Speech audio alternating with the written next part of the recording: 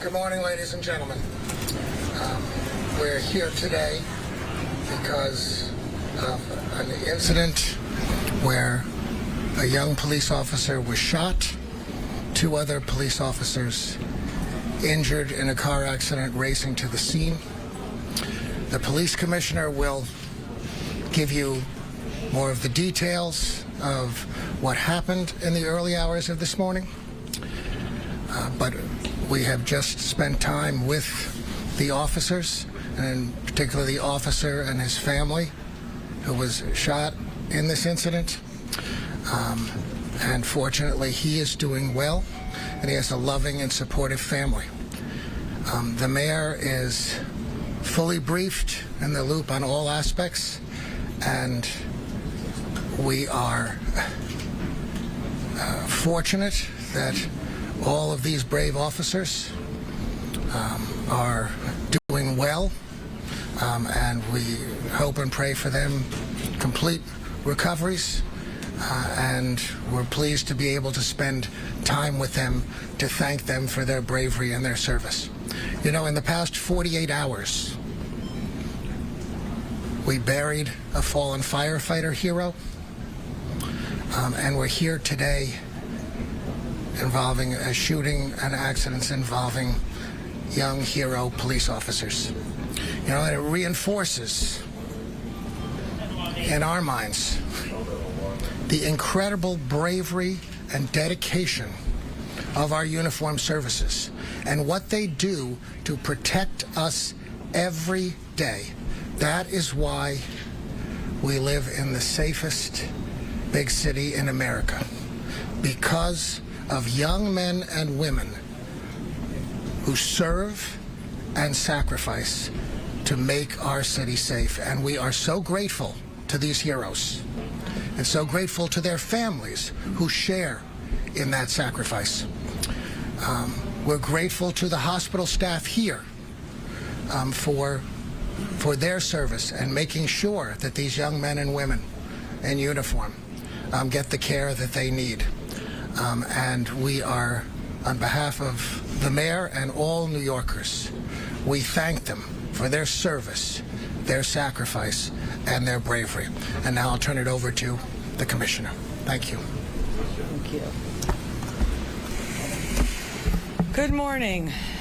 I am joined here by First Deputy Mayor Randy Mastro, First Deputy Commissioner Tanya Kinsella, Chief of Department Mike LaPetri, Chief of Patrol Phil Rivera, Chief of Detectives Joe Kenny, and Pat Hendry of the PBA.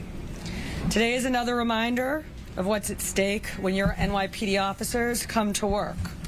They never know what will be on the other side of that door, but whatever it is, they face it with an uncommon valor that defines this department. The information that I am about to provide is preliminary and it is subject to change. At this point, here is what we know. Just before 6 a.m. this morning, EMS responded to an unconscious male in front of 1046 Thomas S. Boylan Street in the Brownsville section of Brooklyn. Upon arrival, they could see a victim had been shot, and they notified the NYPD. The victim, Leroy Wallace, was confirmed shot and pronounced DOA. And 1 shotgun shell casing was found in the vestibule of the building where we believe the victim was shot. We believe he stumbled outside to the sidewalk where he collapsed and where he was found. 2 officers from the 7-3 precinct remained to secure the scene, 1 with the victim's body outside on the sidewalk and 1 inside of the building with the shotgun shell casing. Then, approximately at 7:45 a.m., a male opens the door of one of the first-floor apartments and fires at the officer in the hallway from close range with a shotgun, striking the officer on the left side of his face. His injuries are consistent with birdshot pellets being fired from a shotgun. Our cop returns fire, and the perp barricades himself back inside of the apartment. The officer, Sharheel Waris, 25 years old, was then rushed to Brookdale University Hospital Medical Center and is currently in stable condition. While responding to the call of an officer shot, 2 other officers from the 7-3 precinct were involved in a vehicle collision at the intersection of New Lots Avenue and Thomas Boylan Street. Both officers in the RMP, as well as the operator of the other vehicle, were also taken to Brookdale Hospital. All suffered minor injuries and are currently in stable condition. ESU officers then responded to the scene of the shooting, which was now a barricaded armed perp locked inside of an apartment, and they secured the perimeter. To get a better idea of what was happening inside, ESU was able to break a first-floor window, and they flew a drone into the apartment. Camera footage showed a male lying motionless on the kitchen floor with a shotgun on the floor near him. ESU then made entry into the apartment to render aid, and the perp was pronounced DOA on scene. At this time, we are not releasing the name of the perpetrator, pending further investigation and family notification. Officer Warris is a 4-year veteran of the NYPD assigned to the 7-3 precinct. We met with him a few moments ago, and I am pleased to report that he is in good spirits. But make no mistake, this could have ended very differently. What happened this morning is a reminder of how quickly danger finds the men and women who protect this city. They stood their ground, they did their jobs, and they kept people safe. And once again, they reminded us all what it means to put on that uniform. I will now turn it over to Pat Hendry. Pat Hendry, President of the New York City PBA. Last night, when this police officer turned out in roll call, he had no idea what he was going to face during his tour. And even when him and his partner received that radio run, they didn't know what they were going to face inside that apartment behind that door. But when they went to that location, all they saw was a New Yorker in need, and they didn't hesitate. They took action.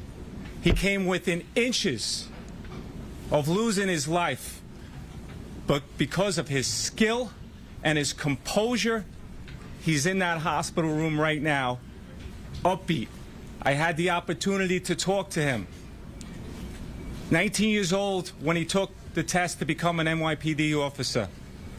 21 when he came on the department. A job that he always wanted to do, and he loves doing it. And he's going to continue to do it and do it well. But we ask all New Yorkers to pray for this police officer so that he gets back to full duty. And support all New York City police officers more than ever. And I ask all of our elected leaders to work with us, to support New York City police officers. Help us make our job easier.